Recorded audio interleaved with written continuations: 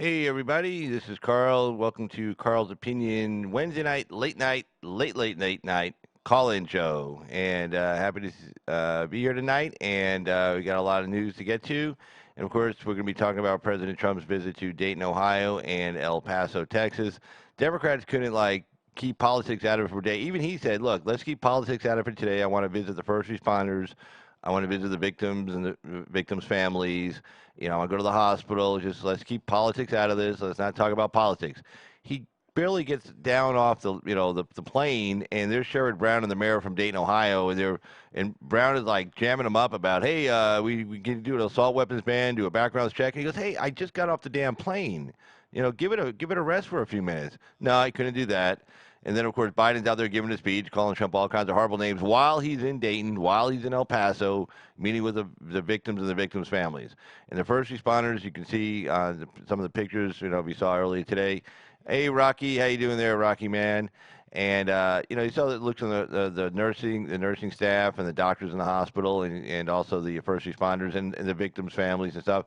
These people just were really happy to see the president. They had a lot of smiles on their face.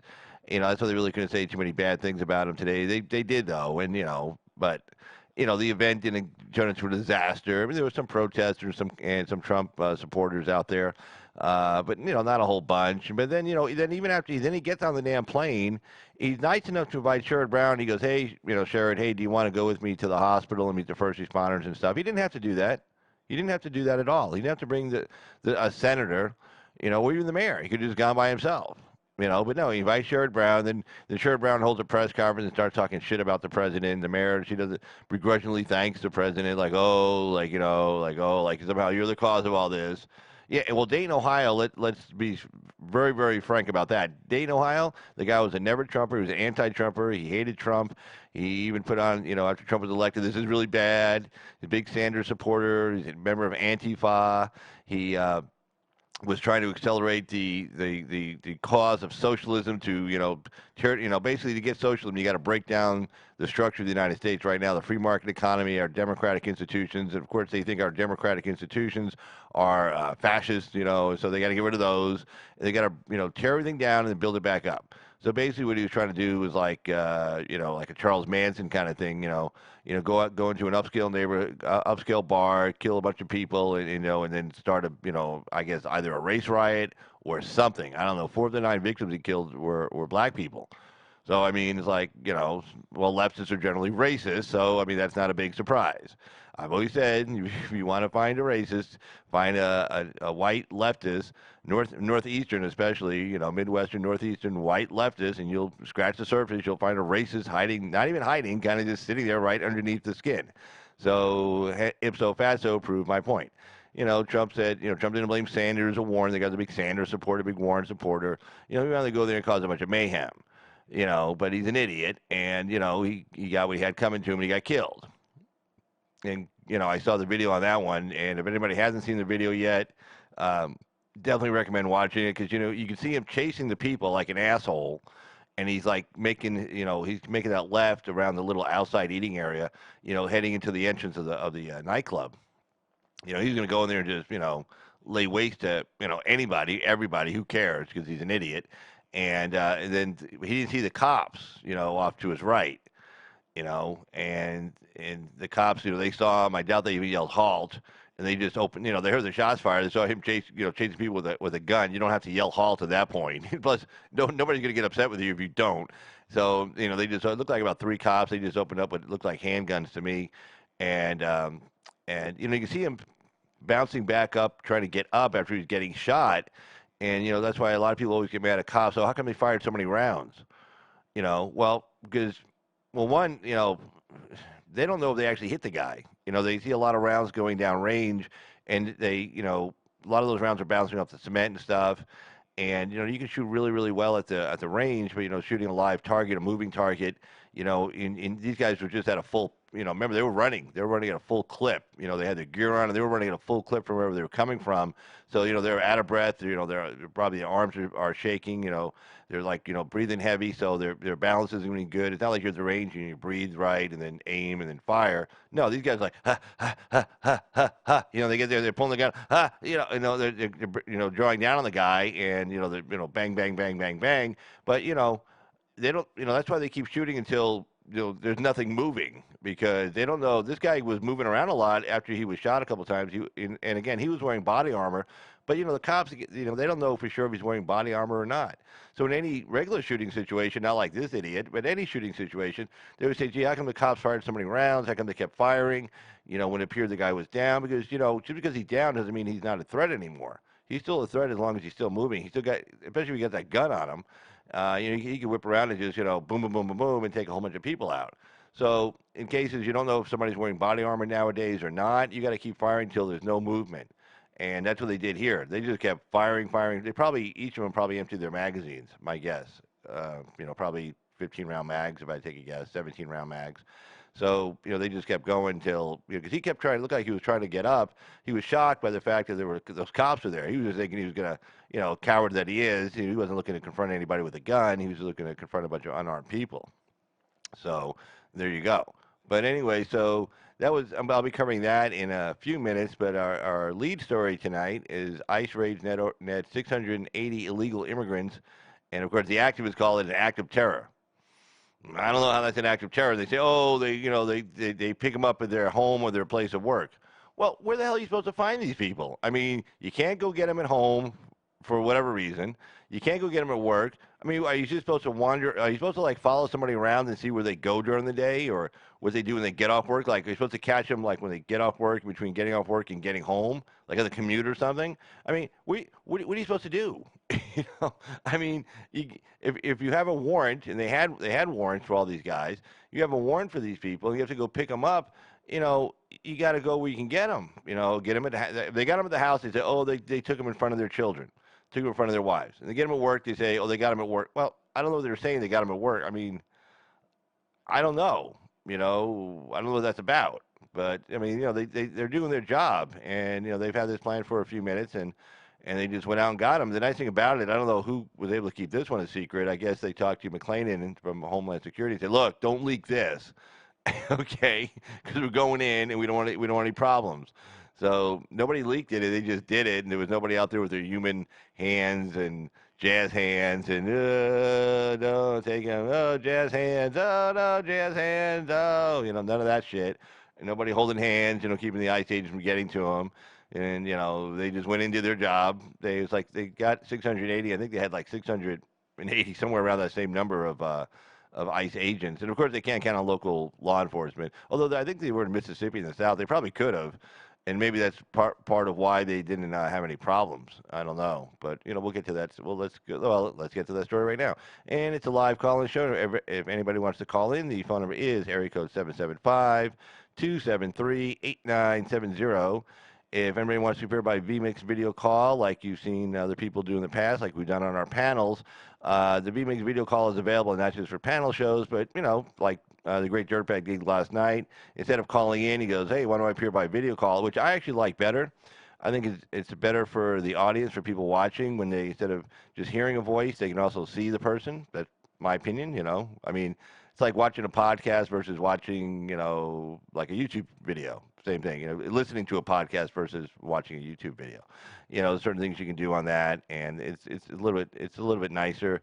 And but phone call is fine too. I've been doing live phone call shows now for several months. I like those. Phones all set up, ready to go. So whatever you want to do. But if you want to appear by video call, all you got to do is just put in the chat, say, hey, I want to appear by video call, and at the same time, just shoot me an email to that email address there on the top left, ca2jogger@gmail.com. Just put I don't have the email window open. It's right there, but I don't have it open. And just say, hey, man, I sent you an email, and then what I do is I just reply back to you with the link, and then you click on in, and I take care of the rest on this end over here. So it's real simple, no big deal. You just type in your username, click, link, bang, and then you're in. So real easy. So whatever you guys want to do is cool with me. So anyway, let's go and get to this first story here. And let me check something out real quick here. Okay, hold on. Just give me one quick second. Dun, dun, dun, dun, dun.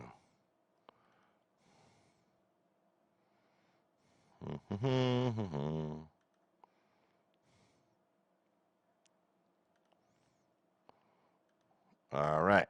Okay, let me get back over here. So, bring this down a little bit.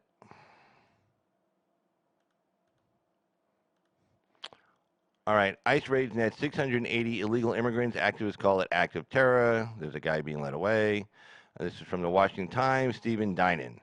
Immigrant rights groups accused ICE agents of acts of terror after the agency raided 7 Mississippi businesses Wednesday morning, arresting hundreds of illegal immigrants who'd been working there. The operation was the largest single state arrest of illegal immigrants in history, with more than 680 persons apprehended, according to Homeland Security Investigations, HSI, as a part of U.S. Immigration and Customs Enforcement. U.S. Attorney D. Michael Hurst Jr. announced the action in a press conference in Mississippi, and defended the arrests as the first step toward restoring law and order in immigration. And I love this quote. I'm stealing this one. Anyway, he went on to say, this is U.S. Attorney for U.S. Attorney Michael Hurst for the state of Mississippi. He said, we are first and foremost a nation of laws. He said, without law, there is no order. Without the enforcement of law, there is no justice. I like that. That's like really, really good. Let me just highlight that real quick here. There it is right there. So we are first and foremost a nation of laws. Without law, there is no order. Without the enforcement of law, there is no justice. That's exactly true too. If you don't have a law, then you're nothing. You have no order. But if you have a law and you don't enforce the law, then you have no justice. No justice for anybody. So there you go. So the arrests were part of a year-long investigation, but the timing of the move, days after a mass shooting in El Paso by a man police say was motivated by anti-Hispanic sentiments, left immigrant rights activists outraged. Well, what are you supposed to do? Like the world stops? No, the world doesn't stop. We're a country of 330 million people. One guy with a gun, kills 20 people. We don't stop everything for that. No, we keep moving on. After 9/11, we didn't stop. That was 3,000 people when foreign terrorists killed 3,000 of us. We didn't stop and go and then crawl into a fetal position? Look for a safe space? No, we're Americans. We pick up and we push forward. That's what we do. That's what we've been doing for 230 years. Thank you. Actually, a little bit longer, since the start of the Revolutionary War, since 1774 and Lexington and Concord, and the 1776 with the Declaration of Independence, and all the way through till now. And that's the way we should be. That's who we are. We're the envy of the rest of the world because we do things nobody else can do. Why? Because of our people. Because we're resilient. What's that, like in the movie Rocky? I didn't see this one, but like Rocky says, it's not the fact that you get knocked down. It's how you get back up. Rocky, like Rocky USA. Hey, Rocky, I got Rocky USA right there right now. He knows. Ask Rocky. He'll tell you. It's not when you get. I know it's not how you are when you get knocked down. It's how you get up. Or something like that. But anyway, that kind of thing. Exactly. Rocky USA, he'll know. But anyway. And he goes on to say, we're calling these ICE raids. Okay, now this is the idiots saying this. The immigrant rights groups, whatever, illegal immigrant rights groups they should be called. Because these were illegal immigrants. These weren't immigrants. Okay, we need immigrants. We like immigrants. We all know immigrants. We live among immigrants. We work with immigrants. Hey, immigrants. Yay. These are illegal immigrants. These are people here who are here illegally. They've broken the law. And they need to go back home. Don't break the law. If you don't want to get deported, it's real simple. Don't break the law. Real simple. Anyway, so we're calling, this is again from the idiots. This is what they have to say. We're calling these ICE raids for what they are, an act of terror. Hey, Rocky with the smile face. Yeah, okay. Said Gracia, I'm going to totally butcher the name, Gracia Martinez Rosas, Deputy Director of United We Dream. We're painting a canvas. We're dreaming. A leading activist group. And she goes, the effect of ripping children from their parents to the border. Well, no, it's real simple. If the parents didn't bring the children to the border, there'd be no children to separate from their parents to make sure they are actually their parents, because 1/3 of all these children do not belong to the people who claim to be their parents. Okay, there's human traffickers. They're smuggling them. They're renting these kids. They're buying these kids, whatever they're kids. Okay, so no. So if you don't want your child separated from you, here's a real good answer: don't come to the United States border and falsely claim asylum and lie about it, because that's what you know you're doing. You're lying. These are not nice people. These are liars. They come here and they lie. They're told to lie. They lie. They rationalize it somehow. Well, it's better in the USA than in my country. Well, here's another idea. Stay in your country, make your country a better place. It can be done.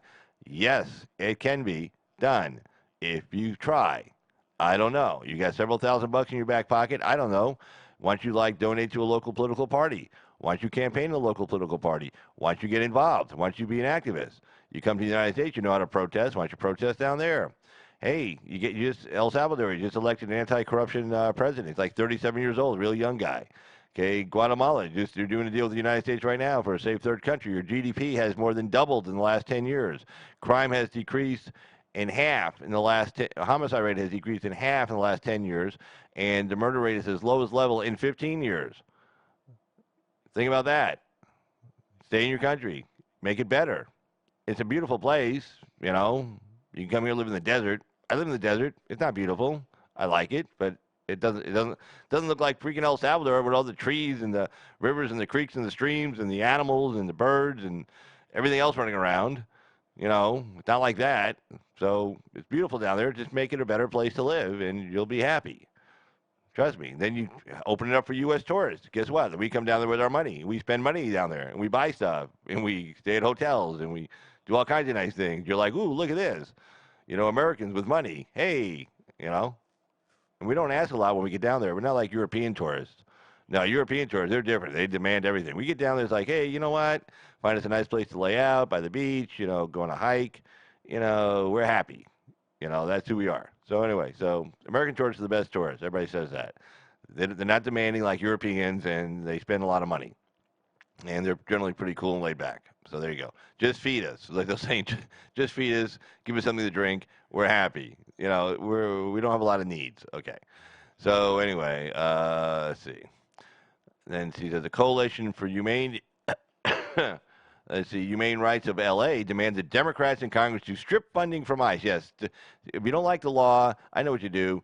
Instead of changing the law, going to Congress, changing the law, no, just stop funding the people who are enforcing the law that Congress passed. To strip funding from ICE and Border Patrol. There we go. Strip funding from Border Patrol. So we no longer have any Border Patrol guys. Yay.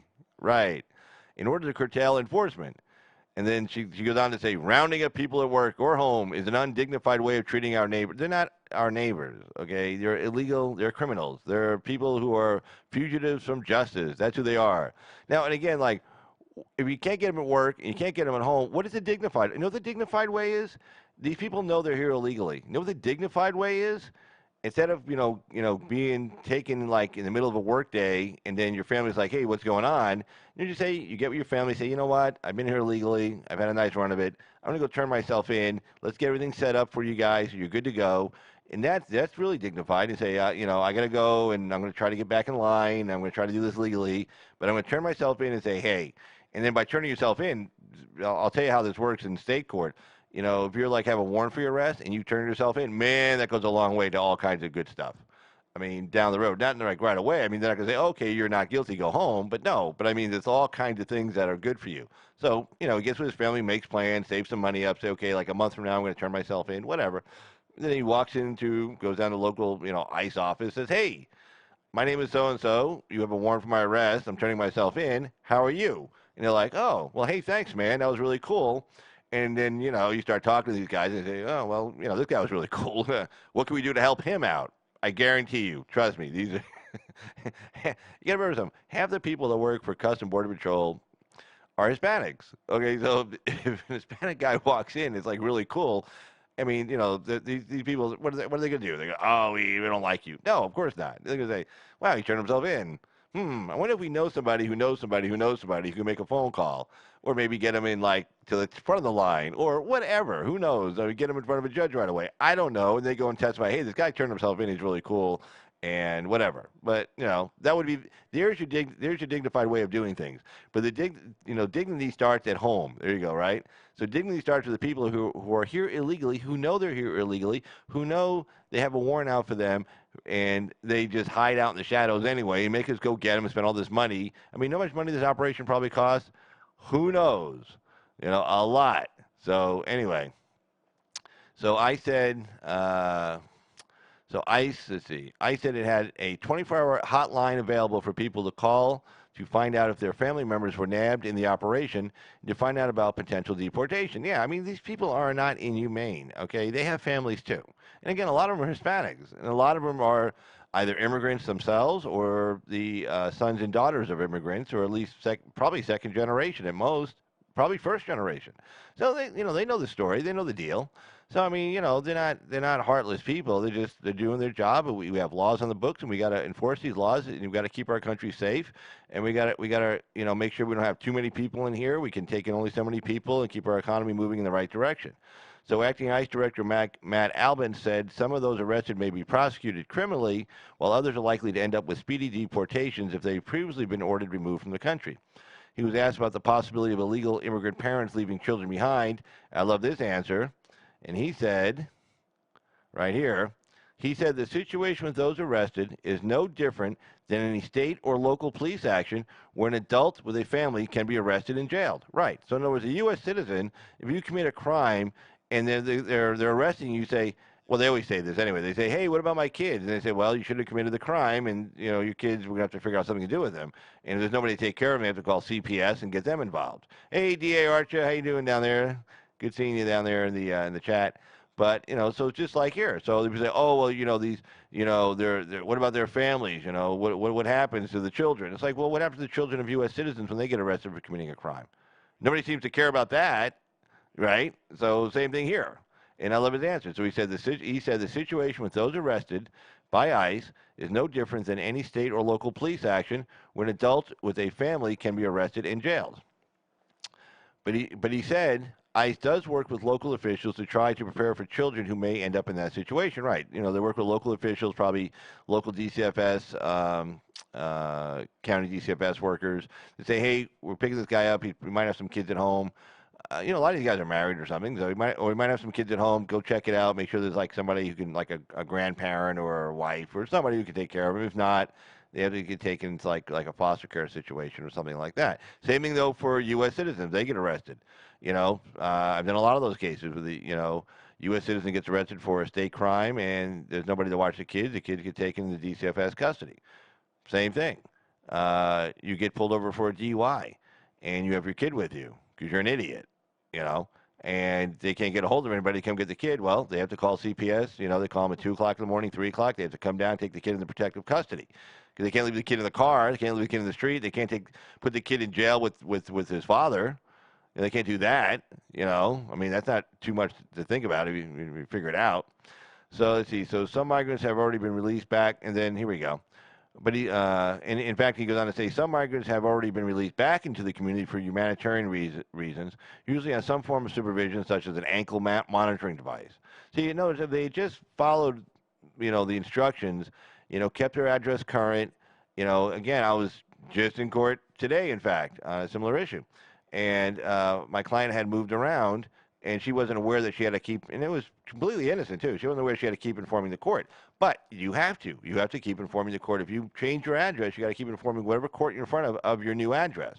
So when they mail you a notice, they mail you a summons, you have to, that way you get it. Now what happens like in state court, like up here, if they mail you a summons and it doesn't come back, or even if it comes back, they mail you a summons and you don't show up because that was the last address you gave to the court, guess what they do? They issue a warrant for your arrest. You say, well, that sounds really unfair. Well, no, you got arrested and you were informed by everybody. Make sure we're going to let you out, but make sure you go to the window and let the court know of your current address. Sometimes they do it right in open court, but a lot of times they say, make sure you give the jail, make sure you come to the clerk's window when you get out, and make sure they have your current address. So when we mail you a summons or a notice to appear, you can show up. Because if you don't show up and you move, you don't get your mail, somebody living there doesn't send it back, or say this person doesn't live here anymore, just throws it in the trash, that's on you. Same thing here. So now you can do ankle monitoring devices, but a lot of those times, I don't know, I'm sure the feds do the same thing. The defendant has to pay for the cost of that. They're not as expensive as they used to be. They're used a lot, actually, quite often now. So some form of supervision, even they even have, like, unlike an ankle monitoring, if the guy doesn't work, they can set up where if you have a hard line at your house, and they can tell whether the call is being forwarded not to a cell phone. You have to have a hard line in your house, and then they'll call randomly to make sure you're at home, like if you're on house arrest. Now, if you work, that's probably where your ankle monitoring situation comes in. So you can go back and forth to work and that kind of stuff. So Hurst said that the timing of Wednesday's operation had nothing to do with the external events. He said they had finally amassed enough evidence to get a federal judge to issue warrants to pursue the cases. Now, because we have an HSI and ICE agents that are raring to do this, as well as federal prosecutors who are happy to prosecute these cases, the prosecutor said. In other words, we have the proper administration in place, you know. He said about 650 ICE agents were part of the operation, fanning out across the states. The Associated Press reported from one Koch Foods Inc. plant in Morton, Mississippi. I wonder if it's the Koch brothers. Now, that's an interesting backstory. I wonder if this is the Koch brothers processing plant in Morton, Mississippi.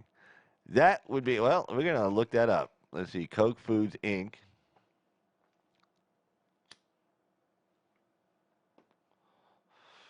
Oh, too bad.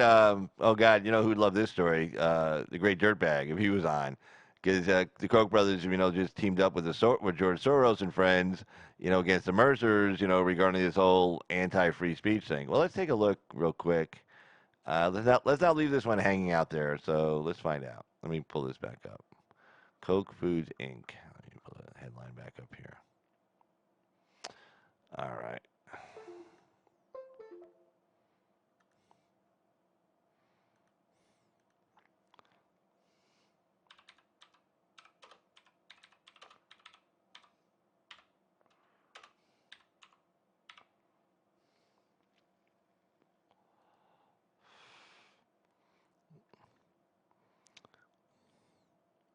Let's see. Nope. It is nope. Somebody else. That would have been too funny though. Yep. Some other guy. Uh, too bad. It's a privately held company. It's not owned by the Koch brothers. I thought it was. I thought that would be kind of just like too funny. It appears this Joseph Grendes owns it. So there we go. Oh well. Well, that would have been too funny. But his logo has him with a picture. Well, not him, but as Koch Foods and a picture of a big chicken standing up. It's like, hey, big chicken. There you go. So yeah, too bad.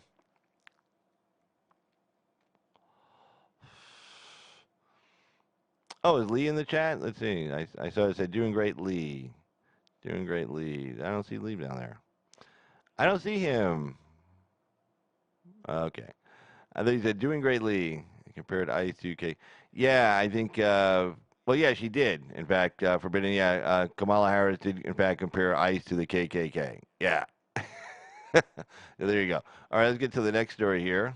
Let me jump over here. Do, do, do, do, do. Where are we here? Let's see.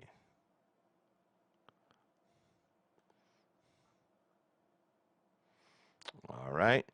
Trump's all in favor of expanded background checks after mass shootings. Now, the first headline earlier today was he was against, and I put this in the headline, he was against assault weapons ban, but in favor of expanded background checks. They changed the title a little bit later, not to take off the assault weapons ban that he was against it. That's fine. That's found in the body of the story, but to add more to it with the Democratic nonsense. Again, as I said at the beginning of this, the Democrats, he said, hey, you know what? Let's everybody just take a day off from politics. We're going to be here. I'm talking to victims. I'm talking to victims' families. He wouldn't let the press in while he's talking to the victims and victims' families. He said it's for their privacy. But obviously, he let the press in when he's talking to law enforcement and first responders. First responders, the EMT guys, and the people at the hospitals and stuff that were there. They were all, you can see they had just big grins on their faces. They're all really happy to see him. That was nice of him to go down there. I mean, all the pundits on MSNBC and CNN, they all live in this little bubble. But they're not out there. If my family had, if I lost a family member or a family member had been shot, or I was shot, I'm laying in a hospital. I don't give a shit who the president is. President of the United States comes by to say hi, how you doing? I'm like, hey man, that's like, thanks. I appreciate that. So that's how these people felt. The people outside were like, oh, crying and stuff. Whatever. But anyway, so see, let's get to this story. This is by Dave Boyer of the Washington Times. President Trump traveled to hospitals in Texas and Ohio, and he pledged. Uh, let's see, where is it?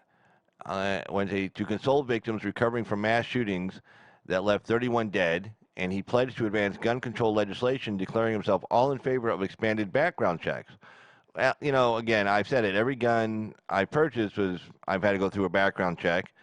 I passed. I'm a law-abiding U.S. citizen. I have no problem with a background check. I've never had a problem with background checks. Never. I mean, why not? I mean, why would you have a problem with a background check? I mean, that's fine. Make sure you're not a felon. Make sure you're not a criminal. Make sure you're not an illegal alien, because that background check will pick that up. Illegal alien walks into a gun store.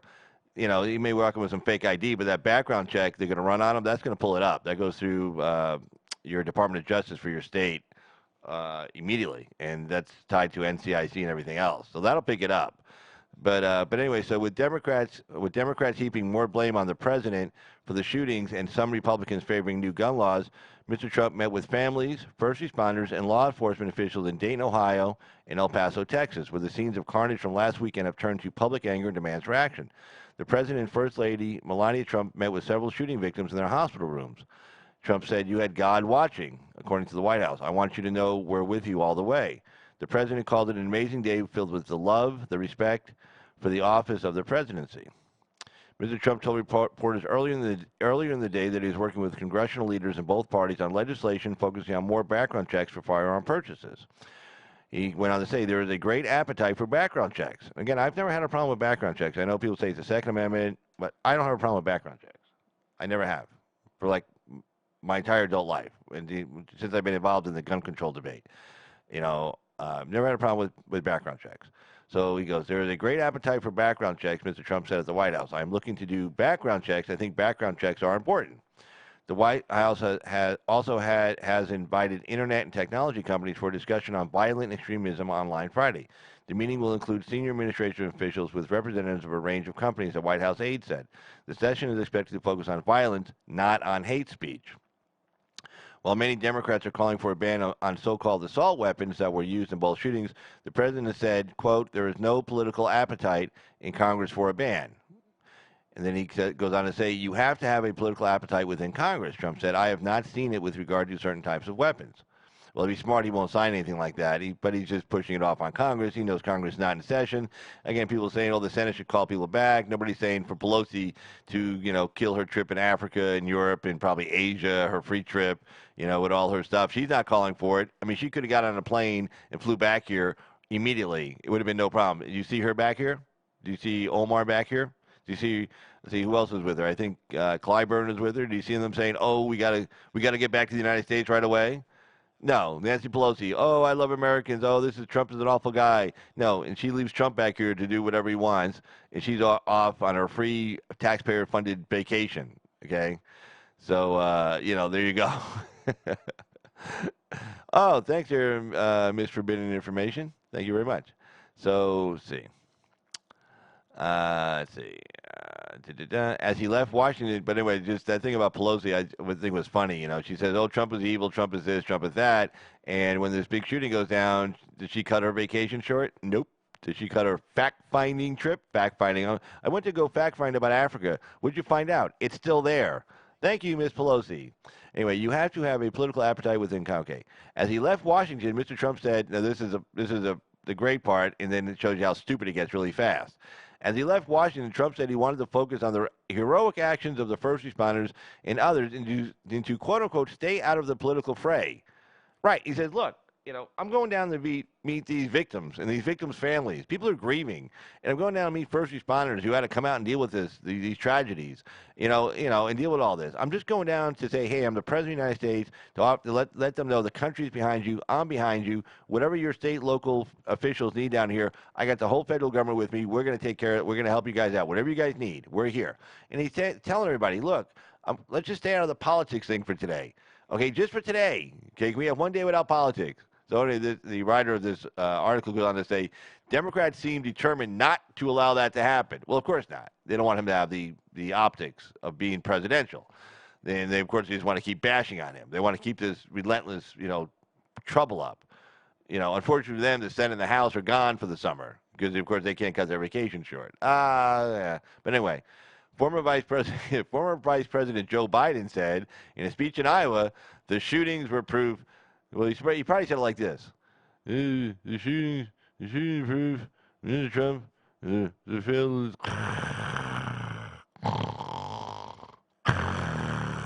What? Who's there?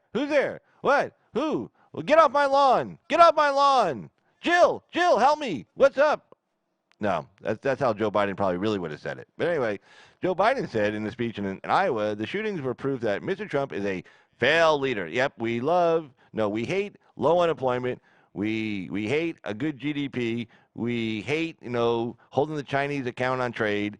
We hate the new deals he negotiated with Mexico and Canada. We hate the new deals he negotiated with the EU. We hate the new relations he's forming with Guatemala and El Salvador. We hate all that. And Mexico, go figure that one out. I mean, these guys are getting along. Wow.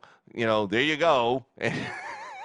We hate all that. We hate peace. We hate the fact that he's bringing our troops home from overseas. We hate all that. Yes, he's failed. At what?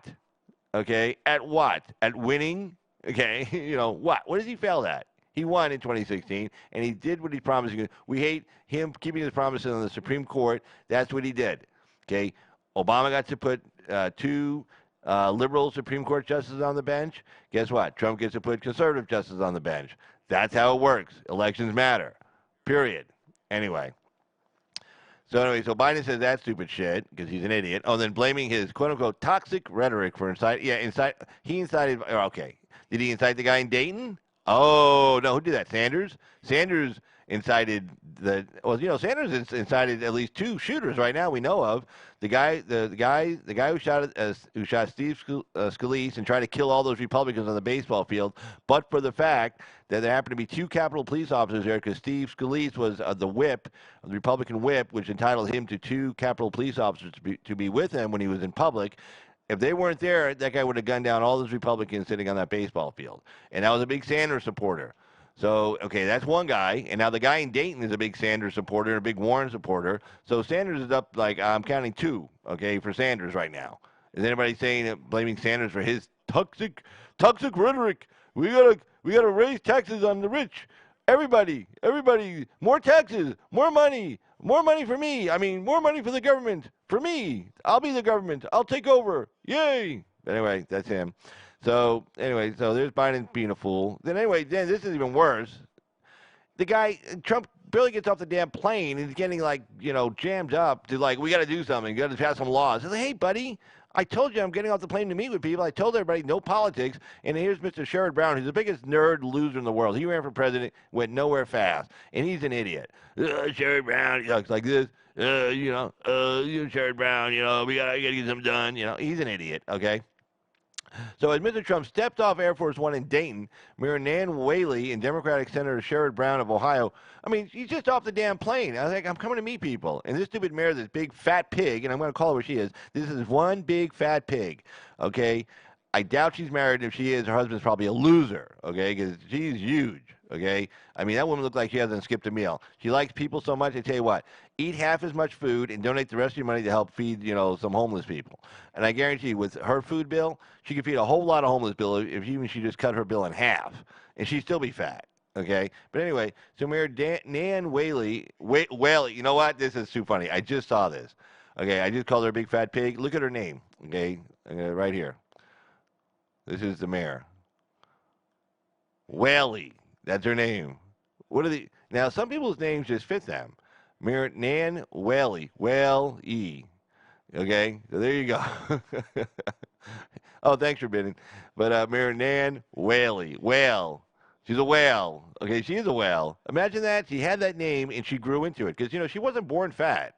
Okay, she wasn't born fat, right? So she had this last name. And then she's probably like, oh, how am I going to, like how people say, how do I live up to my family name? How do I live up to, to the expectations of my family? How do I live up to my name? Like if they had a great name or something. Well, she was like a young kid, and she's like, oh, how do I live up to my name? Oh, see, whale. I'll become a big fat whale. There you go. So that's it. So anyway, Mayor Nan Whaley and Democratic Senator Sherrod Brown of Ohio urged the president to call on Senate Majority Leader Mitch McConnell. Yeah, I mean, he gets off the damn plane. He can't even get to the damn hospital.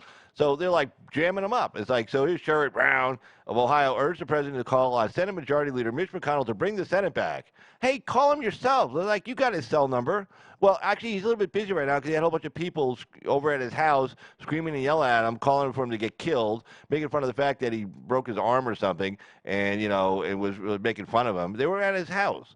So he's a little bit, I guarantee you, if he was in a mood to call the Senate back, after that little fiasco at his house with all those AOC supporters and all those freaks showing up there, yelling and screaming at him, I guarantee you, he's not in any mood right now, okay?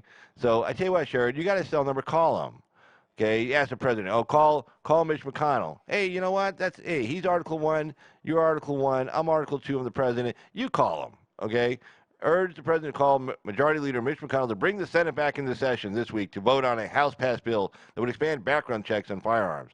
Hey, you know what? You guys are on vacation. We'll see you in September, okay? What an idiot. So then it gets worse. Trump is nice enough to invite these two morons to go to the hospital with him. He says, hey, the mayor, okay, but he didn't have to bring stupid Brown, Senator Brown from Ohio. What's he have to be there for? He didn't have to be there, So anyway, but he's nice enough to invite Sherrod Brown along with him. He said, hey, come with me, we'll go over there and see these people, it'd be nice. And what does Sherrod Brown do? Act like an idiot. But anyway, let me have a cigarette real quick.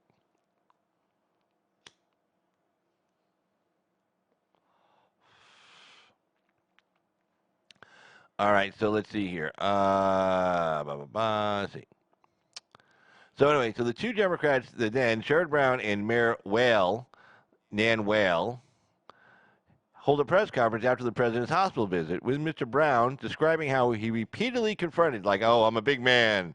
I confronted the president behind the scenes. Yes, I was seen with him, but so you won't get mad at me, I'll tell you I was tough with him, too. Because I can't just be seen with the president. I got to be a fighter. That's how I am. That's a wimp. Okay, there's somebody who's insecure, who's got an inferiority complex. And trust me, he has every reason to have both of those complexes, insecurity and inferiority. So anyway, he said he pressed the president for a public commitment to the background check legislation. I asked the president to promise to me and to the American people, like right there when he gets off the fucking plane, that he will sign the bill.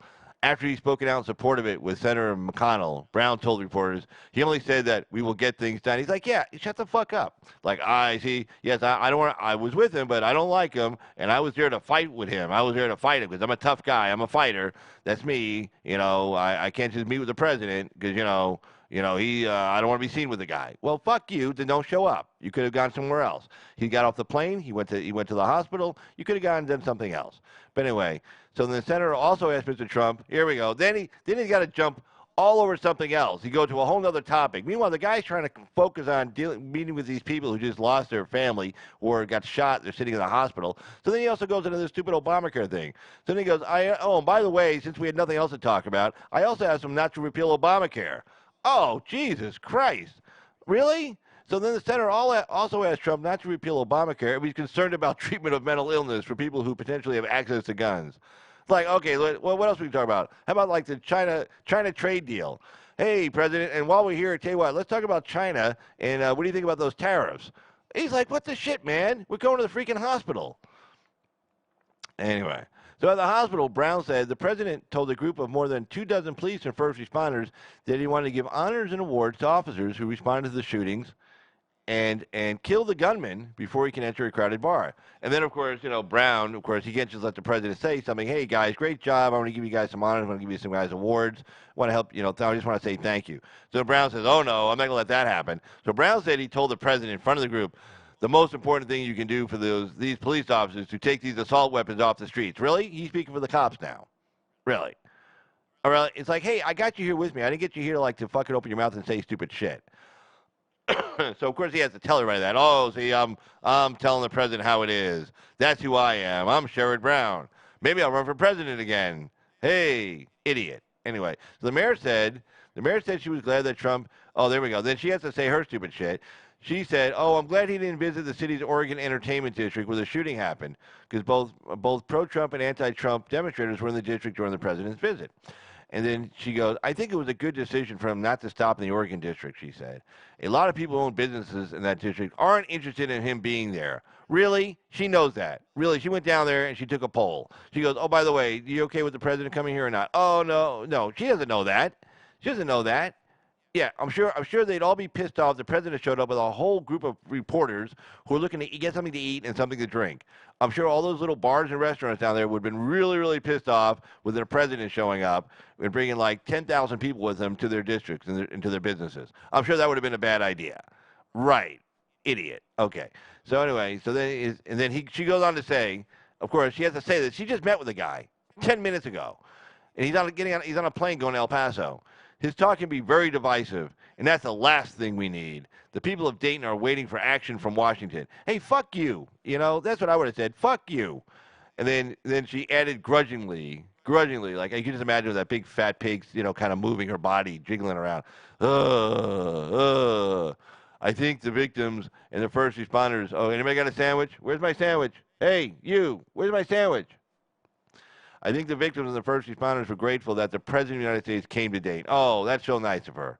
I wouldn't have invited her either. I would have left her and Sherrod Brown. I said, nah, I'm just going to go by myself. You guys figure it out. You guys go do something else today. So anyway, then Brown agreed the President and the First Lady were comforting to the victims. So anyway, no shit, now he's pissed. I'd be pissed too. So the president. So on his way to Texas, he's on the plane and he's getting word of this stupid press conference. He's like, what? I just met with these people. I just invited them to go with me. I didn't have to do that. So then, on his way to Texas, the president disputed the accounts given by Mr. Brown and the mayor about his visit. He said they were totally misrepresenting what took place inside the hospital. He goes on to say their news conference after I left for El Paso was a fraud. He tweeted that. Good for him on Air Force One. He writes, "It bore no resemblance to what took place with those incredible people that I was so lucky to meet and spend time with. They were all amazing." Like, he's just trying to, hey, these are great people. And these assholes over there holding a press conference. Who told him to even hold a fucking press conference? Who told him to do that? He didn't have to hold a press conference. He came, he met with people, he talked, he offered help and assistance, and he's going down to El Paso to meet with some other families of victims, and you got to go hold a fucking press conference. Fuck you. Anyway, he called Mr. Brown a failed presidential candidate, which he was. The president said he had it with Mr. Brown. Yeah, no shit. I'd be like, hey, if he ever calls like the White House, hey, I need something. Hey, fuck you. You know what? I put my hand out to you. I offered you to come here and do this with me, and then you fuck me after I leave. Fuck you. So the president said he had it, quote unquote, had it with Mr. Brown after he invited him on the hospital tour. Then started the senator on TV later questioning the appropriateness of the damn visit. So he greets the president on the tarmac. They go out to the hospital. He invites him, hey, come with me. He goes, yeah, that'd be great. Thanks, Mr. President. And then after he leaves, he goes, oh, I don't think it was appropriate, questioning whether he should have been there or not. What a dick. But anyway, so then he says, and then here's the president. Of all the people, he has to school these people on how to act correctly. The president, Trump.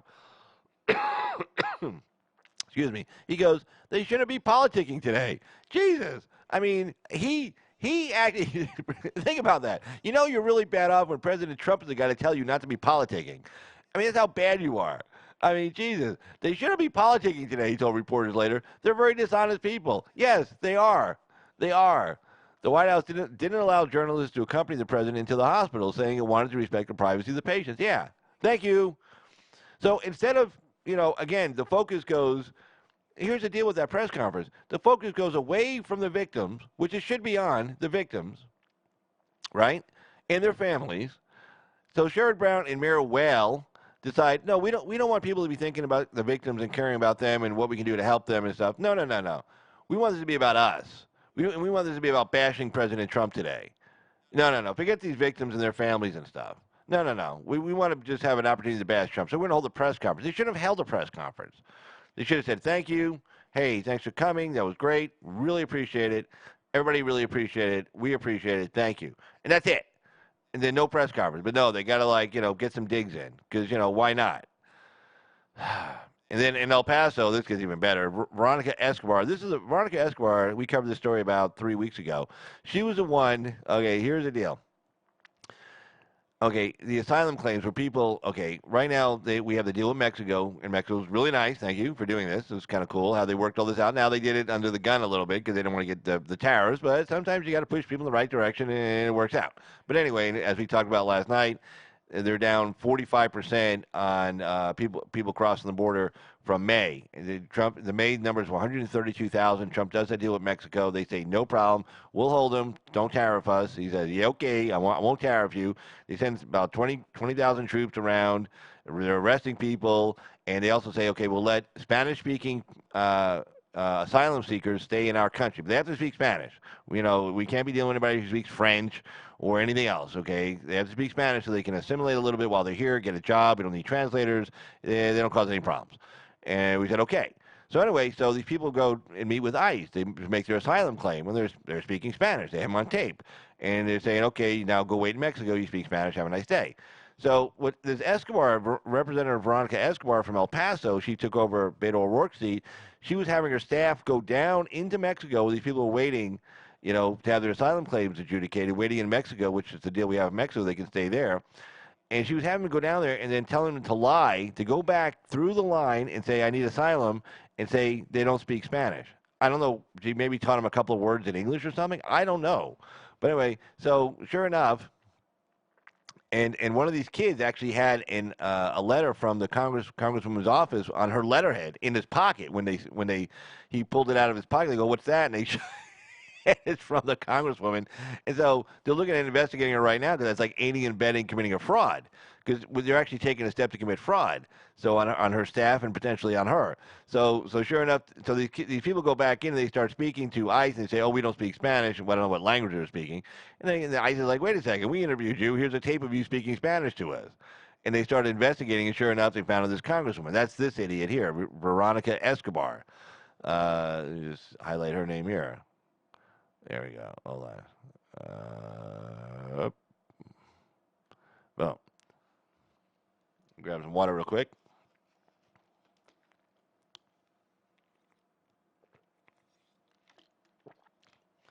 So anyway, live call the show, 775-273-8970. Appear by video call. Send me an email, put in the chat. Hey, I sent you an email. I'll reply with a link. You come on a video call. Anyway, back to this idiot, Veronica Escobar.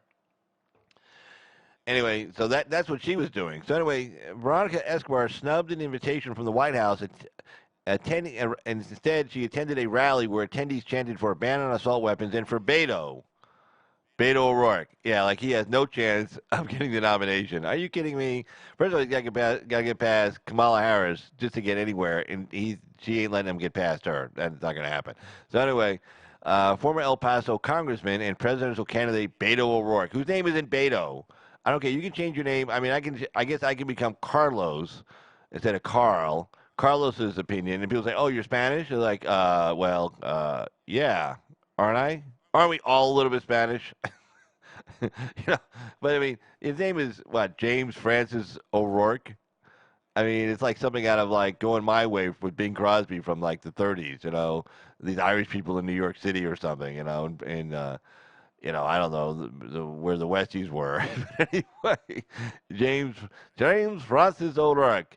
Oh, see, that's not going to sound very good if I'm running to be a Democrat. Let's see. Oh, Beto. They call me Beto. Who? Nobody. I just made that up.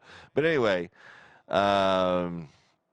Beto compared Trump's anti-immigrant rhetoric to the Third Reich. Yeah, that's a good. Always compare it to Hitler. No, you don't. Okay, Hitler was Hitler. Okay, the Third Reich was the Third Reich. That's who they were. Anyway, referring to the president, Escobar told the crowd that someone is visiting their city. Okay, idiot. I felt it was important that we come together. This is her saying. I felt it was important that we come together and not focus on the visitor, like some foreign guy. No, the people you're trying to support are foreign nationals. Okay, he's a U.S. citizen. Okay, and you know what? Maybe you should check this lady's papers also while we're at it. But anyway, focus on El Paso. She said this country has had a long and painful journey with racism. No, not really. I am going to stand with you as we say no to hate. Yeah. Anyway, so in an address to the nation Monday after the shooting, Trump didn't mention universal background checks, focusing instead on red flag legislation that would keep guns out of the hands of people deemed high risk or mentally ill. Now, hopefully that dies because that's really a bad idea. That's like the most unconstitutional thing in the world. We talked about this. It violates due process out the kazoo. They come and take your guns, and you got to go prove yourself that you're not crazy.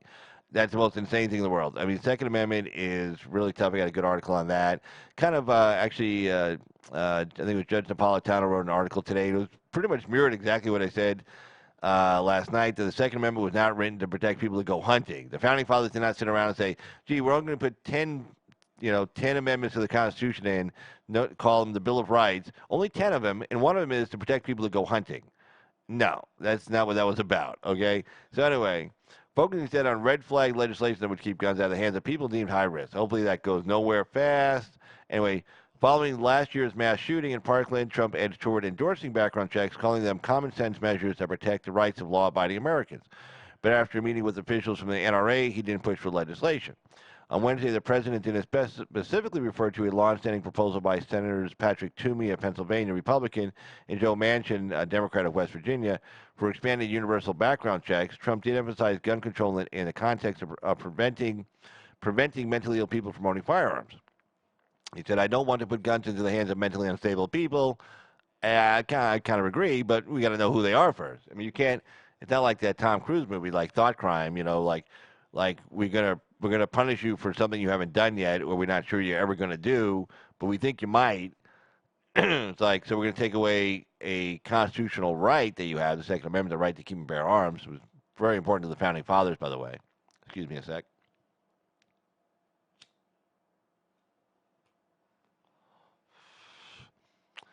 So let's see. I don't want to put guns in the hands of mentally unstable people or people with rage or hate, sick people, the president said. I think we can bring up background checks like we've never had before. I think both Republicans and Democrats are getting close to a bill or doing something like background checks. I'm all in favor of it. He said he is in discussion with leaders of both parties, and it's possible that Congress would interrupt its 6-week-long August recess to address legislation. If we get close, I will bring them back, the president said, but we have to see where we are with leadership. You have two sides that are very different on this issue. I've already got meetings scheduled, and I've had plenty of talks over the last 2 days. I think we're going to come up with something that's going to be really very good beyond anything that's been done so far. White House senior counselor Kellyanne Conway said that the Toomey Manchin bill could have bipartisan bicameral support. The president said he doesn't blame politicians such as Warren or Sanders who have been linked to supporters who carried out mass shootings. The shooter in Dayton reportedly was a supporter of Ms. Warren's presidential candidacy and a left-wing devotee of the Antifa extremist movement. So I really highlight this. There you go. Just take that in for a second.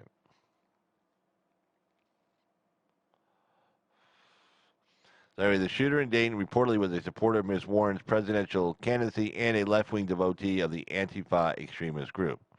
He goes on to say, unlike the other idiots, he says this: I don't blame Elizabeth Warren, and I don't blame Bernie Sanders in the case of Ohio, the president said. I don't blame anybody. These are sick people. These are people that are really mentally ill, mentally disturbed. It's a mental problem. But nonetheless, though, Democrats have blamed Mr. Trump in particular for the shooting in El Paso. Like, yeah, that was his fault, where the gunman espoused white supremacist and anti-immigrant views. On Wednesday, Democratic Senator Chris Murphy, a real idiot, called Mr. Trump the primary cheerleader for a network of hate groups. Can you imagine that sounds stupid like that? The president's the primary cheerleader for a network of hate groups? Really? When? I mean, that's the fucking dumbest thing. Well, okay, I'm sorry. That is not the dumbest thing. Trust me, plenty of other dumb things.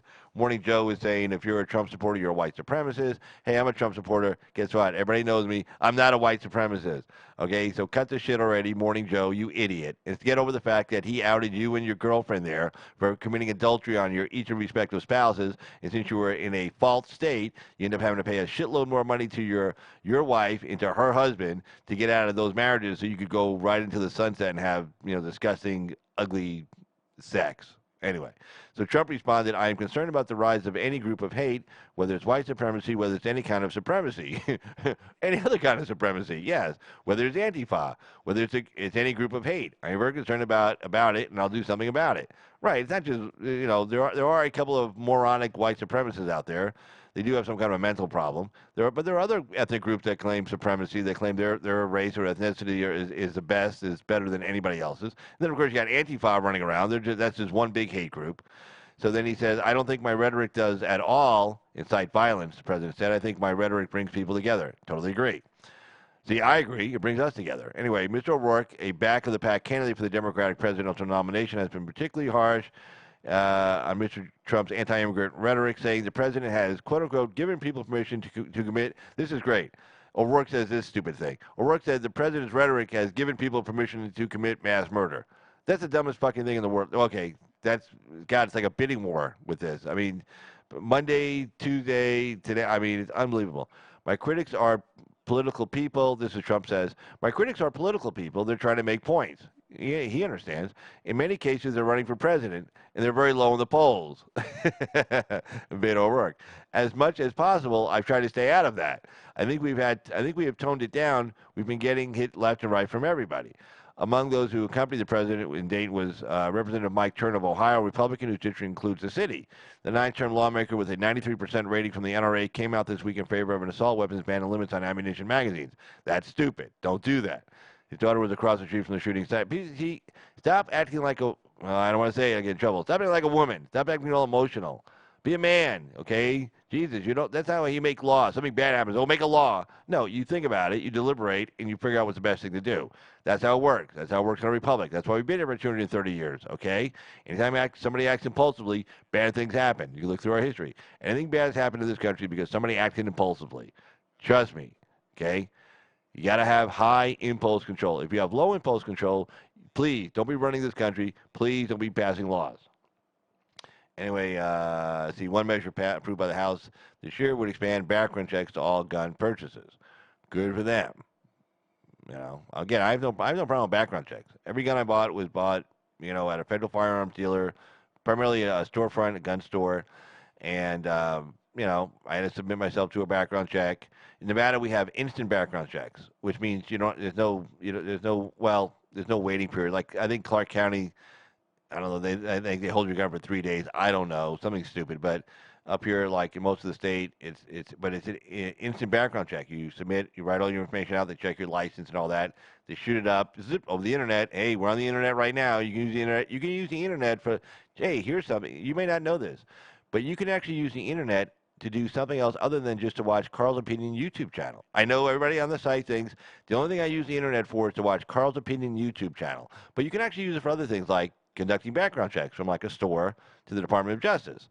And it goes through their computer. And it logs in. And then it checks you out and it clears you. I've done that plenty of times. But, but anyway, now, if all you think you can use the internet for is watching Carl's Opinion YouTube channel, I think I have like over 100 videos. So if you're sitting around and you say, God, Carl's not on, what can I do? You can go back and watch some of the older videos. So let's see. I wonder if...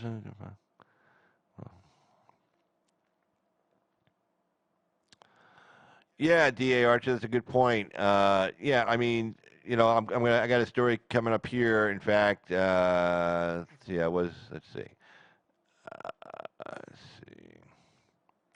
In fact, let me get to this one story. I was going to cover something else first, but I'll get to this one right now. So anyway, this is from the Washington Times again. So, myth, narrative of rampant white nationalist mass shootings overblown. Okay. So this is from the Washington Times from a couple of days ago. 7 times this year, a gunman has opened fire in a U.S. public place, killing at least 3 people. One shooter suspected of being a white supremacist. One was an Elizabeth Warren. One was Elizabeth Warren supporter, and 2 were black. 2 were black guys. Yet fears of a rising white nationalist attack. So you got 4 shootings. You got 1 white supremacist, 1 Elizabeth Warren supporter, Antifa member, socialist, and 2 black guys. So where's the white nationalism outbreak? But anyway, yet fears over rising white national attacks after the El Paso massacre threaten to obscure what studies describe as the big picture about mass killings, that they represent a small fraction of annual gun deaths, that they are not surging, and that about half are committed by whites, only half, not a share out of line with the general U.S. population. Whites make up 67% of the U.S. population, so about half committed by white people. Actually, underrepresented. It sounds like. So, as a May 2018 policy brief by the Rockefeller Institute of Government at the State University of New York, hardly a conservative think tank. Okay, Rockefeller was a Republican, but he was the old liberal wing of the Republican Party. State University New York, they have several of those. It's like a Cal State if you're in California or something like that. Or it's not a community college. It's a real four-year university, by the way. Anyway, which looked at any incident that resulted in deaths or injuries and excluded gang violence or terrorist activity, found that the perception that whites are responsible for nearly all mass shootings is a myth. Despite common misperceptions that all mass shooters are white, the findings indicate that while a majority are, this proportion is just over half of the perpetrators, 53.9%. And remember, whites make up 67% of the population. Said the study, noting that almost all were men, okay, more than 1 in 4 shooters is black, and nearly 1 in 10 is of Hispanic descent. Amy Swear, senior legal policy analyst at the Heritage Foundation, said about 2/3 of shooters are found to have serious mental problems, but that the media coverage has focused on those with an ideological bent such as racism or nativism. The media attention that they get is disproportionate to really even the percentage that they account for in terms of mass public shootings. And then mass public shootings in general get a disproportionate amount of coverage in terms of what they account for in the number of deaths, Swear said. That's not to say white nationalism isn't an issue, she said. There have been quite a number of high-profile incidents, whether completed or thwarted, in the last couple of years by individuals with a white nationalist bent that are very concerning. The discovery of a manifesto that authorities believe is linked to the man accused of the El Paso attack describes a desire to counter the quote-unquote Hispanic invasion of Texas. The language fueled a liberal outcry against President Trump, who was accused of fomenting white nationalist sentiment with his calls for border security. And then this was Miss Warren, Senator Warren tweeted, "We need to call out white nationalism for what it is, domestic terrorism. It's a threat to the United States, and we've seen it devastating toll this weekend. We need to call out the president himself for advancing racism, bullshit, and white supremacy, bullshit twice." Anyway, the FBI has reported 850 domestic terrorism investigations, 40 of which involve racially motivated violent extremism, and most of those involve white supremacists, according to the Wall Street Journal. The El Paso shooting followed the January massacre at a mosque in Christchurch, New Zealand, the October attack at a Pittsburgh synagogue, and the April shooting at San Diego synagogue by attackers professing white nationalist beliefs. Senator Cory Booker of New Jersey, one of Ms. Warren's rivals for 2020, said on CNN, Trump, quote, is responsible because he is stoking fears in hatred and bigotry. At the same time, the uproar over white nationalism shifts the focus from what some researchers describe as the biggest drivers of mass shootings, including family breakdown, childhood drama, mental illness, workplace crisis, access to weapons, and a fascination with previous shooters glorified in the media. Warren Farrell, author of The Boy Crisis, said boys with minimal or no father involvement or with really messed up families, this is a clinical diagnosis, a really messed up family, represent the vast majority of mass shooters, Islamic State recruits in the male prison population. Rockefeller study found that 96% of shooters were male, which is keeping with other research. Boys without a sense of purpose start searching for other senses of purpose, and that may be in the form of God, and then it's constructive usually. Well, that may be in the form of, I want Americans to be American, I don't want any immigrants to come into the country, Farrell said. The Mother Jones Mass Shooting Database, which defines such shootings as those resulting in 3 or more deaths, listed 7 episodes so far this year, including the El Paso. Let's see.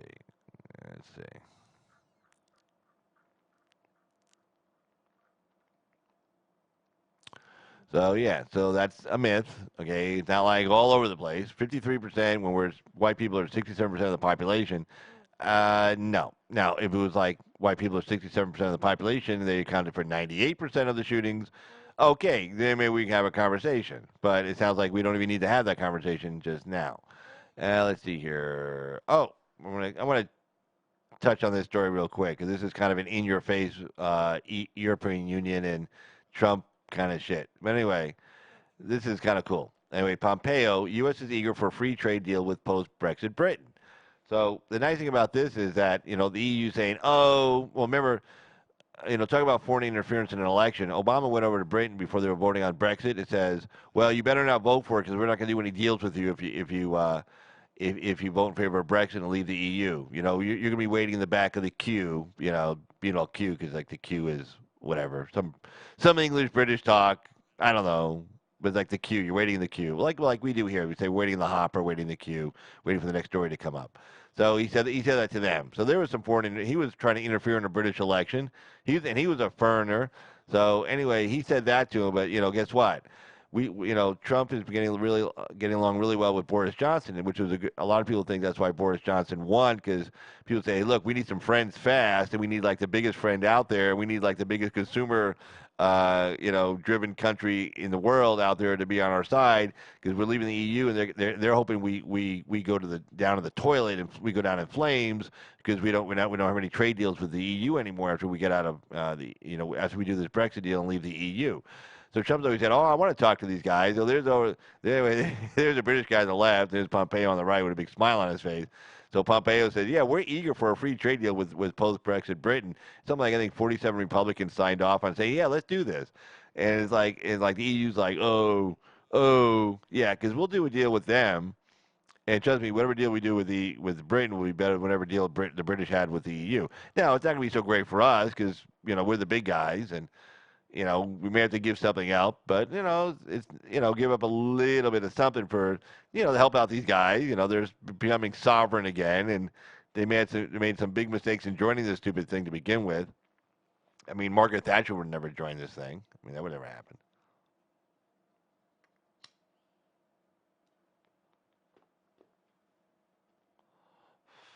Which might explain why they pushed her out. Now that I think about it, that's kind of weird. Just thought. I don't know why I just thought about that now. I don't know. I think go figure. So anyway, it looks like we're gonna do some deal with the British. Let's just take a look at the story real quick. This is funny. This is like an in your face to the EU. I always like when we do shit like that. But anyway, let's see. Washington Times. The government of the new British Prime Minister Boris Johnson at loggerheads with his soon-to-be former European partners as Brexit looms, is finding a friend in need in the Trump administration. A day after an unscheduled personal meeting with President Trump, that's cool, visiting British Foreign Secretary Dominic Raab got a clear sign that the U.S. is ready to cut a free trade deal once London is free from the EU. Briefing reporters alongside Raab on Wednesday, Secretary of State Mike Pompeo said the Trump administration will be waiting pen in hand. This is classic. This is so cool.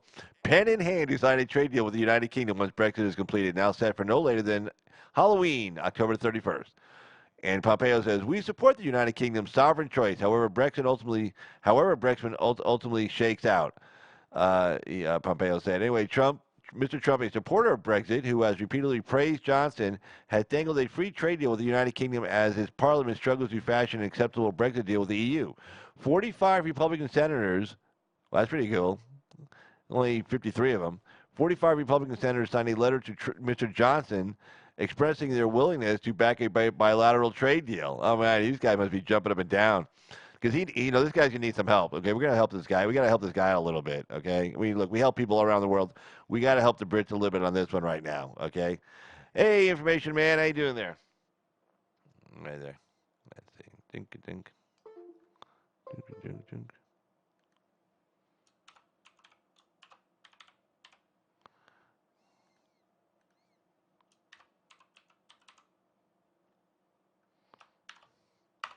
Boom.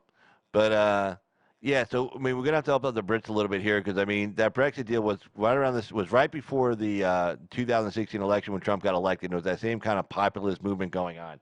Very sovereignty nationalist movement saying, hey, you know what? Take care of our own country first. Got to think about our country first. That kind of thing.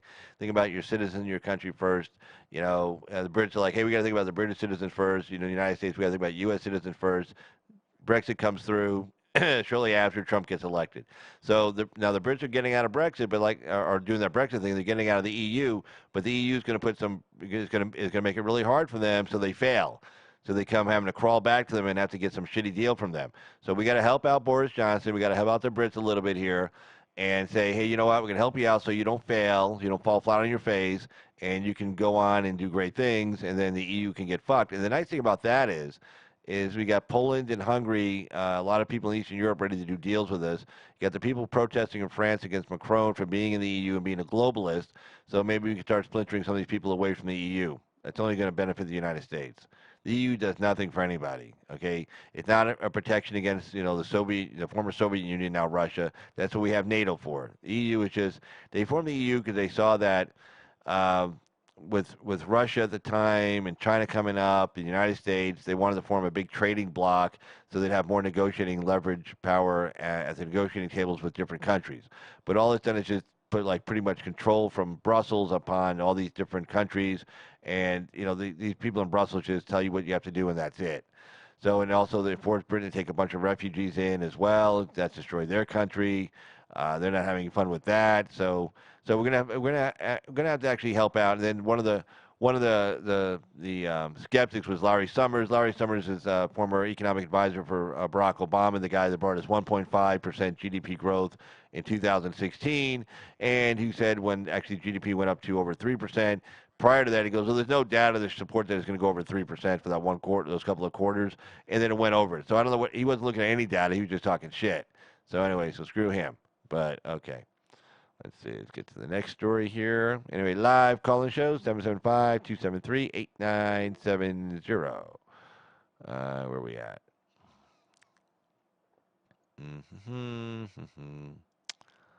Uh, oh, this is always a fun story. Anyway, so boring. Media will, and so Trump says, media, if Biden gets elected, media will die in the ratings. Mocking Biden's speech. Oh, I mean, it's just this. Biden got old quick. He wasn't. I mean, in 4 years, he aged like 20. You can just see it in this picture. He didn't look good. He didn't look good at all. I mean, there's just something wrong with this guy. The Democrats have to go to him. Victor Davis Hanson did a nice little commentary about, is 2020 turning out to be like 2004 for the Democrats? Like in 2004, you had, a bunch of people, they hated Bush. Remember, Bush won because it went to the Supreme Court and they were doing that recount in Florida and everything. And it looked like, Gore was going to take Florida, but then they stopped the recount. It went all the way up to the U.S. Supreme Court.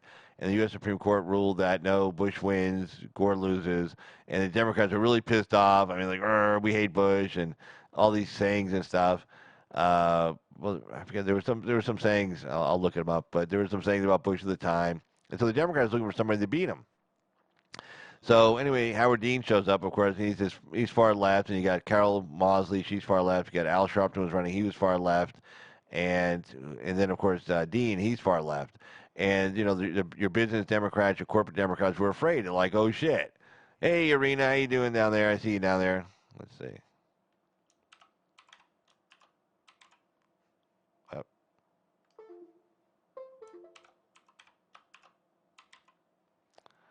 Doom, doom, doom, boom, boom.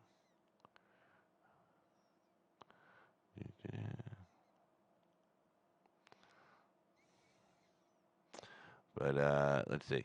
So anyway, so they're looking for somebody to run, and so anyway, they're looking around and they find John Kerry. Well, he's not necessarily a war hero, but he was in combat in Vietnam. A war hero. He got decorated. And they figured, oh, we're going to bring this war veteran in. Remember Bush, ducked out of Vietnam by joining I think the National Guard or the Air Force Reserve, one of those things.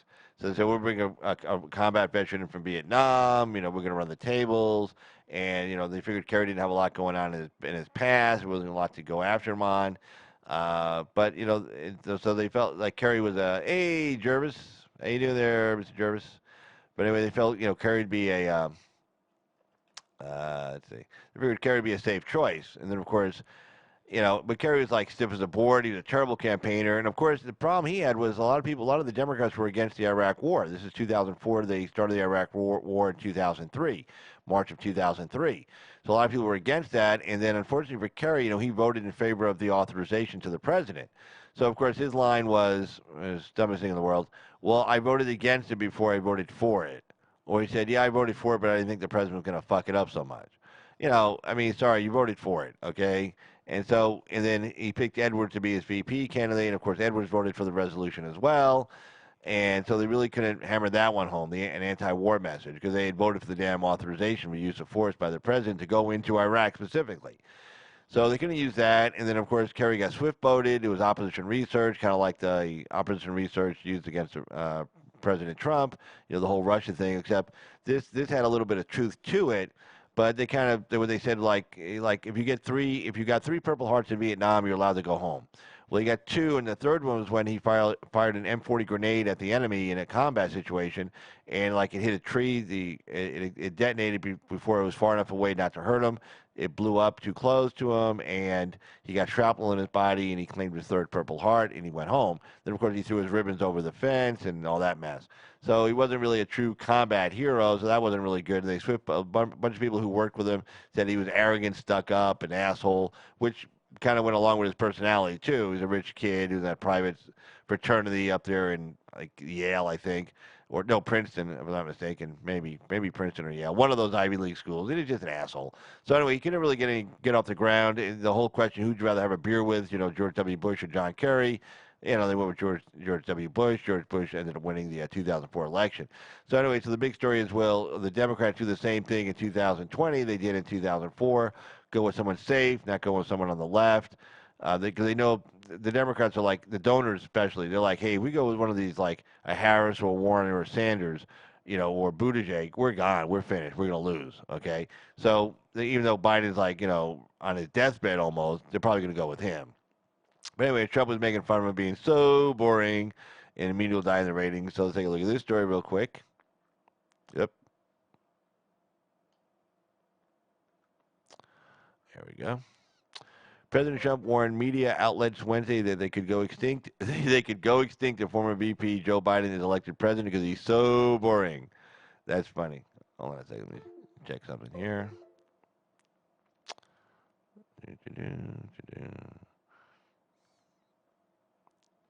Hold on a second. Let me light a cigarette.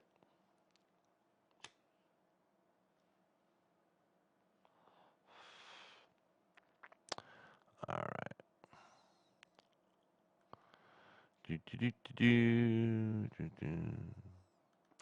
All right. So let's see. All right. Watching, and then he goes on to say, watching Sleepy Joe making a speech, so boring. Like, I wish I could do a better Trump. I can't. Let's see.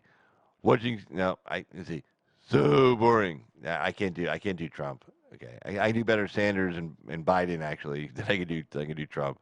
See, watching Sleepy Joe Biden making a speech is so boring. The lamestream media, that's good, will die in the ratings and clicks with this guy. It will be over for them, not to mention the fact that our country will do poorly with him. It'll be one big crash. But at least China will be happy, he said. The president is likely referring to his own Twitter activity, which has become closely watched during his presidency for policy and personnel appointment announcements. At times, to the surprise of even senior officials in his own administration. Biden took to the stage in Burlington Wednesday to discuss the president's rhetoric in the wake of two shootings, one of which was inspired by the president's anti-immigrant sentiment. Yeah, I don't want to read this. Anyway, he just says the same old shit. Nazi, racist, bullshit, you suck, and, vote for me. So that's pretty much what he says. So let me take a look, see if there's any other stories I want to cover tonight. Let's see. Let me jump over here real quick.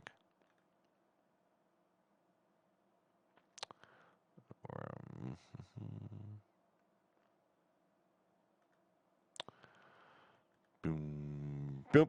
There I am. All right, let me just take a look at any of the stories I want to cover tonight here.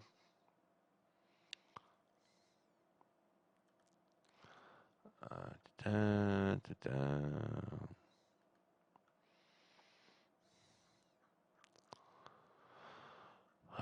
Da, da, da, da, da, da.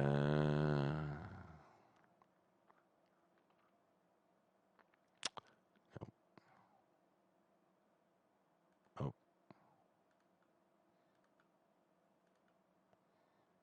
No. All right, hold on. Let me check this other source of my stories here. My other queue. Let's see. We got here.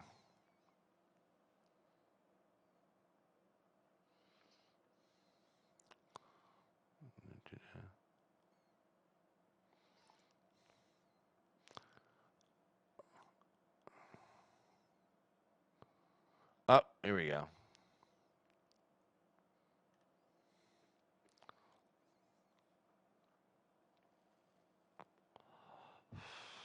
Cover this story real quick, just because it's funny. Let's see.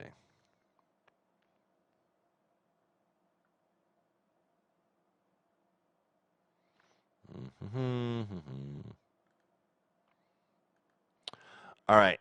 Trump likely to commute the sentence of Blagojevich sentence. He was treated unbelievably fairly, according to the president. So let's take a look at this one. This is kind of funny in a way. So anyway, there's a picture of Rod Blagojevich, former governor of Illinois, and this is by Victor Morton of the Washington Times from today. President Trump is likely to commute the sentence of former Illinois Governor Rod Blagojevich in part because of his disgust with the in part because of the disgust with the Comey quote unquote Comey gang who prosecuted the Illinois Democrat. According to pool reports, Trump told reporters on Air Force One that I thought he was treated unbelievably unfairly. And he says he was given Trump says he was given close to 18 years in prison, and a lot of people thought it was unfair, like a lot of other things. And it was the same gang, the Comey gang, and all these sleaze bags that did it. Yeah, I'm glad he called them by their name, sleaze bags. And his name is Rod Blagojevich, Mr. Trump said. Yeah, he's like, yeah, screw these guys. But anyway, Maggie Haberman of the New York Times tweeted, citing administration officials, that Blagojevich had been pushed for a pardon by Trump's son-in-law, Jared Kushner, but aides got Trump to agree to a commutation instead. Blagojevich was convicted in 2010 and 2011 of 18 counts associated with his efforts to sell, because he was the governor of Illinois at the time Barack Obama became president, right? So it's up to him to do the appointment, to appoint the new person to fill Obama's seat, Obama's former seat, as for a U.S. Senate position. So I guess he had his hand down and started a bidding war, like, who wants to be a U.S. senator? Now I don't remember this. I can't remember the story. It's from a long time ago, but I can't remember if he was like actually asking for cash or he was asking for campaign contributions. But basically, he was like soliciting money. Well, if you want to be a U.S. senator, you got to give me this much money, either as a campaign contribution or just straight up cash. I can't remember, but anybody who knows anything about how people get appointed to a Senate position upon the resignation of somebody or the death of a sitting senator, basically you better have been somebody who's either campaigned for somebody a whole hell of a lot, donated a shitload of money to his campaign, is owed a whole shitload of favors in some way, shape, or form or another. So basically, you've paid for it, but this guy actually sounded like he had his hand out. It was actually saying, give me cash, that kind of shit. Anyway, the former Illinois governor appeared on season 9 of The Celebrity Apprentice. Let's see, in the year 2010, appeared between his indictment and his trials, saying he had the skill and know-how to get things accomplished. Anyway, Trump fired him in the 4th episode, so that's kind of funny. But anyway, so let me get back over here.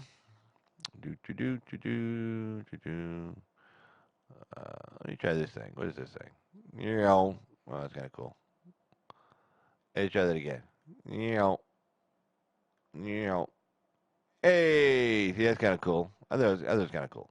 But anyway, so I'm going to end the live stream for tonight. Just wanted to mainly cover those stories. I wanted to cover mainly the deal with the 680 illegal immigrants that were seized by ICE. Yay, that was really cool. And then also the fact that these stupid Democrats can't, keep their mouths shut about politics for one lousy day while the president goes out and visits these people, their victims, and their families. Can't even shut up for like one day. Just one day. He said, okay, let's keep politics out for the day. Nope, can't do that. So anyway, so there you are. But anyway, I do want to thank everybody who's been in the chat tonight. I want to thank everybody who's been viewing us and everybody who'll be viewing us later. So for Carl's Opinion, this is, our Wednesday night, late night call-in show. For everybody, I want to say thank you and have a great night, and we'll see you on the next live stream. All right, guys, have a good one. Bye-bye.